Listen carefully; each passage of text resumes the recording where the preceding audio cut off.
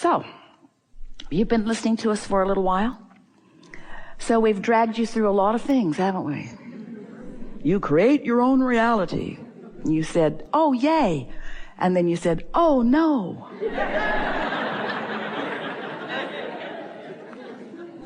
And then you went through that phase where you beat up on yourself because the reality you were creating sucked.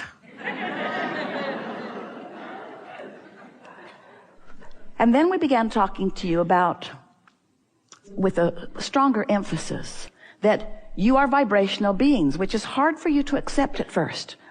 It's easy to accept when you're thinking about clarity, but it's harder for you to accept when you're thinking about relationship, isn't it? In other words, clarity is something that you could achieve right now. In fact, don't you feel pretty clear right now just listening to us? We're just really excellent teachers. You do. You are feeling reasonable clarity as a result of this conversation. But if you were to focus upon something that you want that hasn't manifested yet, it would induce within you a different feeling in most cases. Because when you want something that you're not yet living, you're in the not yet living it awareness introducing resistance into the equation. So we talk to you in vibrational terms because we want you to accept that you are vibrational and that the vibration that you offer is about the thought you think. It's about the focus. So when we use words like vibration or energy, we're talking about the same thing. When we use words like thought or energy, we're talking about the same thing. Or vibration, we're talking about the same thing. So how do you know? How do you measure what you're doing vibrationally? Because you don't exactly have someone brought to one of the gatherings an electronic contraption that he thought everyone should buy and hook themselves up to. And we said, it's cumbersome. You don't need some outside meter telling you what you're doing vibrationally. The meter didn't even work. You've got this vibrational guidance system within you that is your emotions. So when you feel something like ease or clarity, that means that there is little or no resistance within you right now. You are not contradicting your own thought. So when you say, I want this, wouldn't it be nice to have such and such? And you just visualize being it or doing it or having it or living it. Wouldn't that be nice? And the idea of it just feels so good to you. And then you say, but, hardly anybody is doing that. You have just introduced unnecessary resistance to the equation. Why would you do that?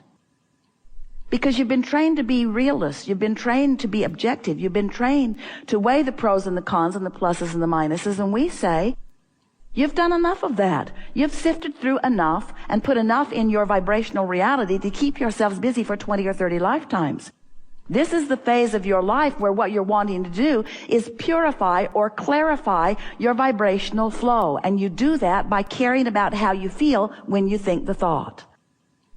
But we know that it's hard for you to tell those vibrational subtleties until you get yourself really in a place where you have felt for a period of time a chronic feeling of lack of resistance, because you don't know you've got resistance until you've experienced enough time without it.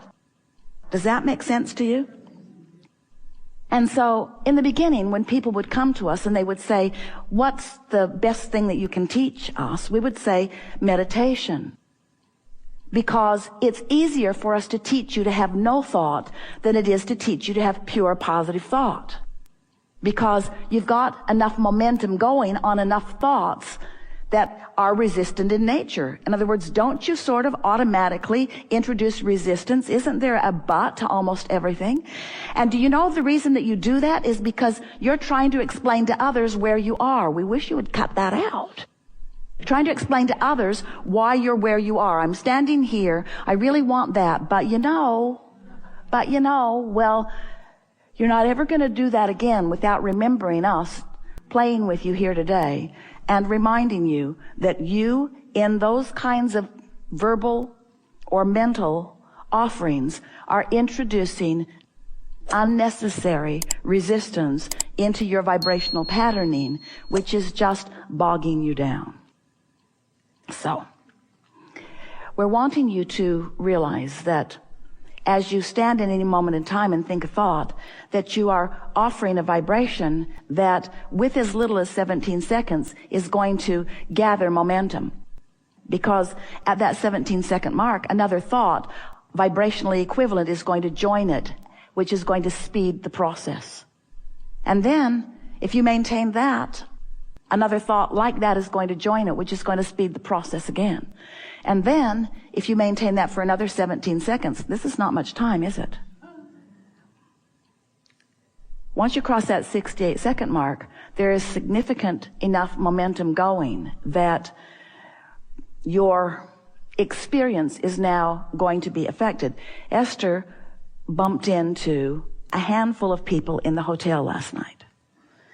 Here and there and here and there and here and there and here and there. And every one of them said, I told myself, wouldn't it be fun if I got to run into Esther? And we say, don't think that those things are accidental.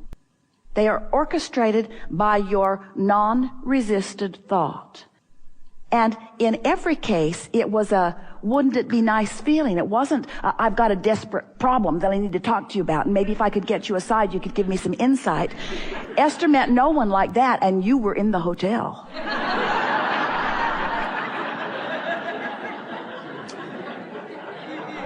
It was that high flying, wouldn't it be fun if, you see.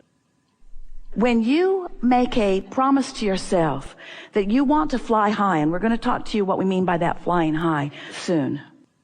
When you make the decision that you want to fly high, which means you want to be as often as you can with as little or no resistance as you can find through the clarity of your thought, when that becomes your dominant intention, everything in your world begins to shift because your point of attraction shifts. And that means every relationship that now exists will change. It means the rendezvous timing in the relationships that exist must change. It means the new strangers that you run into will change. Esther had a funny experience because she's moving around California a little bit in the area where she is living part-time. And she came out of Starbucks a month or so ago. And someone said, Esther, and came up to her, delighted to see her. I am aware of you. I've been watching you on YouTube, and I can't believe that I've just run into you. And Esther couldn't believe it either. And she had her iced tea in her hand, and she was carrying her dry cleaning, and she was on her way to the car, and happy to see this bright, happy person. And so they exchanged an email or two, and then Esther did not think about him, except that she was aware every time she went back to the dry cleaners or every time she went back to Starbucks, she thought about that very pleasant meeting. So she thought about him 10 or 15 times since seeing him. So now, weeks have gone by, and now she is in another part of the city, 20 miles from there, and stopped at her new favorite place, In-N-Out Burger.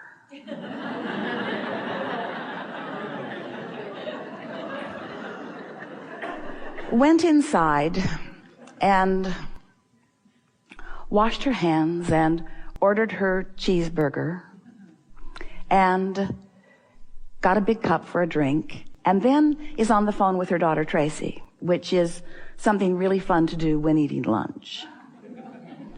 And she said, hold on, I'm getting a drink. And Esther said, iced tea, because she's decided not to drink the diet stuff anymore. Tracy's convinced her it's poison. Whatever.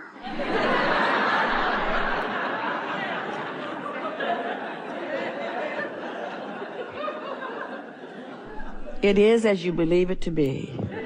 The worst thing you can do is believe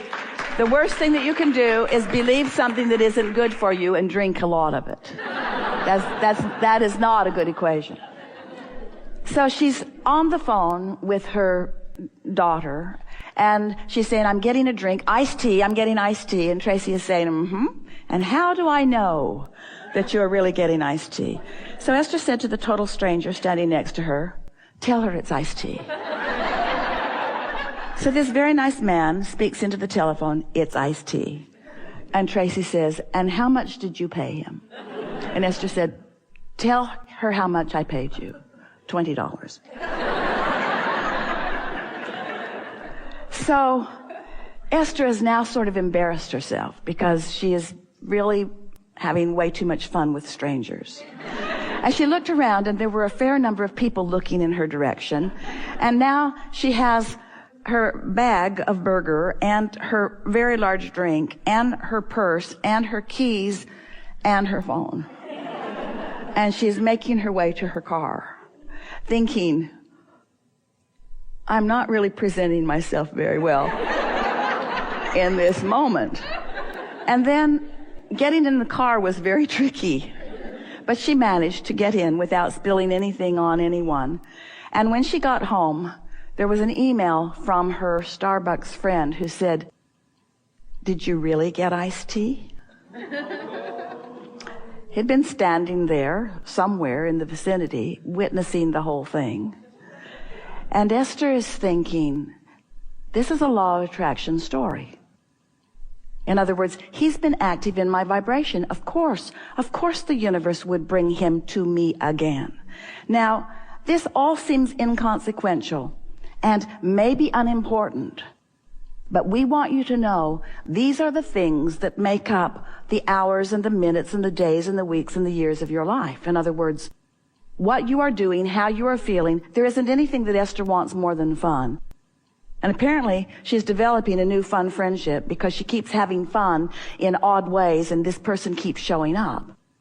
There is nothing that ever happens. There is never anyone in your vicinity that is not in some way a player in the vibrational offering that you have been offering.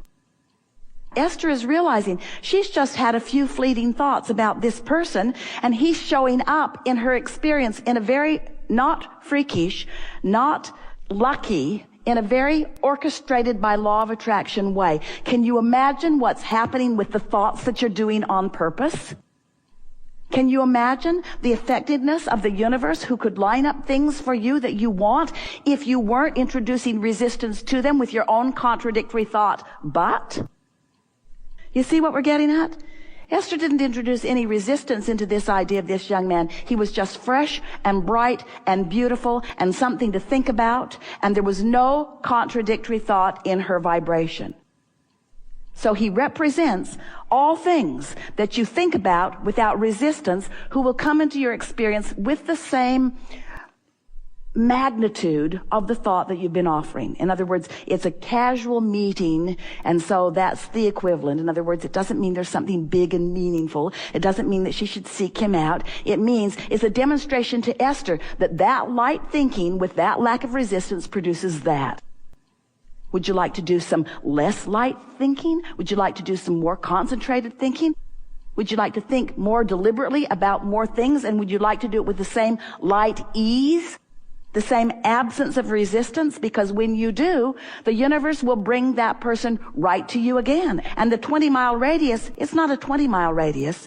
There is no limitation on the mileage radius at all. You have no idea how far we've come to be with you here today. There is no distance. There are no limitations apart from those that you apply. And there is no transgression that is egregious enough to ever cause that which is source to look with anything other than love and appreciation upon that which you are. And it is our desire that you find yourself in that place of refined alignment and absence of resistance so that you can begin moving through your world in that high-flying expectation of well-being, not just for you, but for everyone else.